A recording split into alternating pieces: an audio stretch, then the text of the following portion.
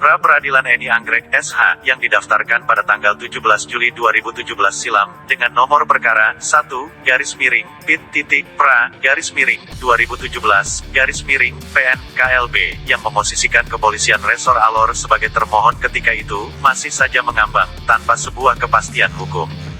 Status tersangka yang ditetapkan Polres Alor atas dugaan tindak pidana penghinaan terhadap saksi korban, Efraim Lamakoli, membuat Eni Anggrek mempra-peradilankan Polres Alor, meski pada akhirnya pra-peradilan Eni Anggrek ditolak Pengadilan Negeri Kalabahi.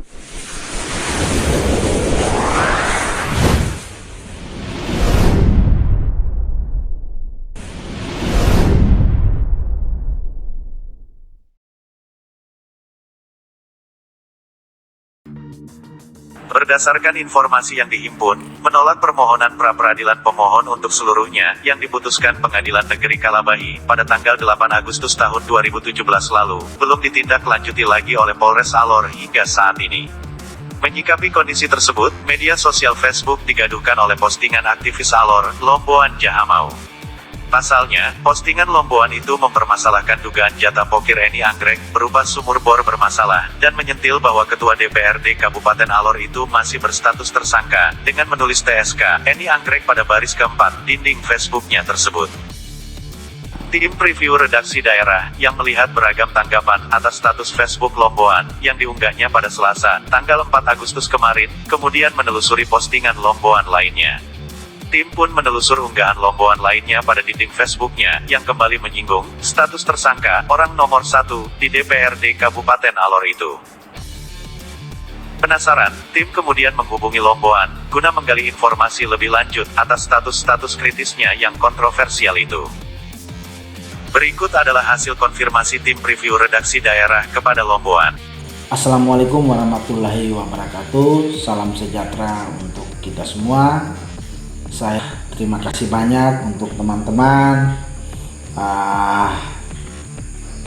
wartawan, teman-teman media yang sempat hadir, khususnya kepada para redaktur daerah yang berkesempatan hadir pada kesempatan malam hari ini. Jadi menanggapi beberapa pertanyaan polemik penegakan hukum di Kabupaten Alor, khususnya terhadap kasus status tersangkanya Ibu Ketua DPRD Alor, Eni Anggrek, saya ingin menegaskan satu hal, bahwa ada ketimpangan dalam upaya-upaya penegakan supremasi hukum di Kabupaten Alor. Kenapa saya berkata seperti ini? Khususnya dalam kasus TSK atau status tersangkanya Eni Anggrek yang sekarang Ketua DPRD Alor. Singkatnya seperti ini. Jadi Eni Anggrek ini sebelum dia menjabat sebagai Ketua DPRD Alor, dia ada masalah, dia ada kasus, di mana kasusnya ini adalah ada korban yang merasa dirugikan oleh karena tindak pidana, dugaan tindak pidana, akhirnya dilaporkan ke Polres Alor. Dan Polres Alor berdasarkan kewenangan yang diberikan oleh undang-undang melakukan pengembangan kasus mulai dari lidik sampai ke penyidikan, dan mereka gelar perkara, dan ternyata ada cukup alat bukti sehingga mereka menetapkan Eni Anggrek sebagai tersangka. Pada waktu penetapan Eni Anggrek sebagai tersangka, maka Eni Anggrek tidak menerima status tersangkanya dia. Lalu dia melaporkan Polres Alor ke Pengadilan Negeri Kalabahi untuk melakukan perlawanan atas status tersangkanya dia di Pengadilan Negeri Kalabahi melalui pra-peradilan. Saya mengikuti benar kasus ini, saya juga hadir di persidangan, dan pada waktu persidangan yang dipimpin oleh Hakim Tunggal ini, Pengadilan Negeri Kalabahi memutuskan bahwa penetapan tersangka yang sudah dilakukan oleh Polres Alor itu sah. Artinya Eni Anggrek kalah perkara dan status tersangkanya tetap sah. Dalam perjalanan waktu, kasus Eni Anggrek ini tidak pernah dilanjutkan ke kejaksaan sampai ke pengadilan untuk mendapatkan kepastian hukum yang tetap. Tapi mandek sampai hari ini. Bahkan desas-desus yang kami dengar bahwa kasus ini sudah di SP3. Ini kan aneh. Anehnya begini, seperti postingan-postingan saya, kicauan-kicauan saya di media sosial, baik itu melalui live streaming, baik melalui status Facebook saya, bahwa Polres atau penyidik itu biasanya kalau kalah pra peradilan, mereka akan berupaya untuk, kalau bisa, mereka berupaya maksimal untuk mendapatkan lebih banyak bukti lagi untuk menetapkan orang itu menjadi TSK lagi.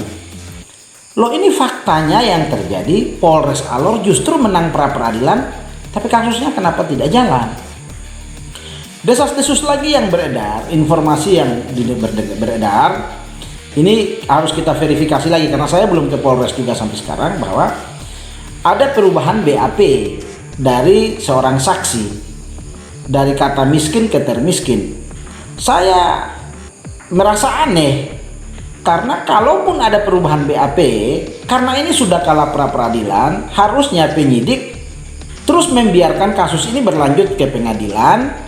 Baru kalau ada yang mau mencabut BAP-nya atau merubah BAP-nya, biarlah di pengadilan. Itu baru fair, begitu loh. Tapi ini kan tidak ada. Jadi ini yang membuat saya sebagai pemerhati upaya penegakan supremasi hukum, di Kabupaten Alor, merasa bahwa ini ada Joko Chandra juga yang di Alor. Ini Anggrek ini sudah seperti Joko Chandra, kok kasusnya tidak bisa naik-naik, kasusnya masih mandek sampai sekarang. Oleh karena itu, kalau memang kasusnya ini di SP3, Polres harus memberikan pengumuman kenapa di SP3, begitu, supaya kita yang masyarakat ini juga tahu kasusnya sudah di SP3 dan memberikan alasan-alasan kenapa kasus ini di SP3, supaya ini menjadi terang benderang, supaya ini Anggrek juga kita tidak sebut dia tersangka lagi, tetapi sudah bukan tersangka lagi, supaya ini jelas. Kalau Polres Alor tidak pernah memberikan pengumuman dan klarifikasi, saya juga tetap akan mengatakan bahwa ini Anggrek itu tetap tersangka, karena faktanya memang dia tersangka. Itu yang saya sampaikan malam hari ini kepada teman-teman. Semoga ini bisa menjadi satu informasi tambahan untuk kita semua, khususnya teman-teman yang sudah hadir pada kesempatan malam ini. Saya ucapkan terima kasih. Assalamualaikum warahmatullahi wabarakatuh. Salam sejahtera untuk kita semua. Lomboan berharap agar status tersangka Eni Anggrek dapat diperjelas. Mungkin saja suara Lomboan ini mewakili harapan masyarakat pecinta keadilan lainnya di Kabupaten Alor. Hingga saat berita ini disajikan, tim belum berhasil menghubungi Kapolres Alor untuk dilakukan konfirmasi terkait status Eni Anggrek.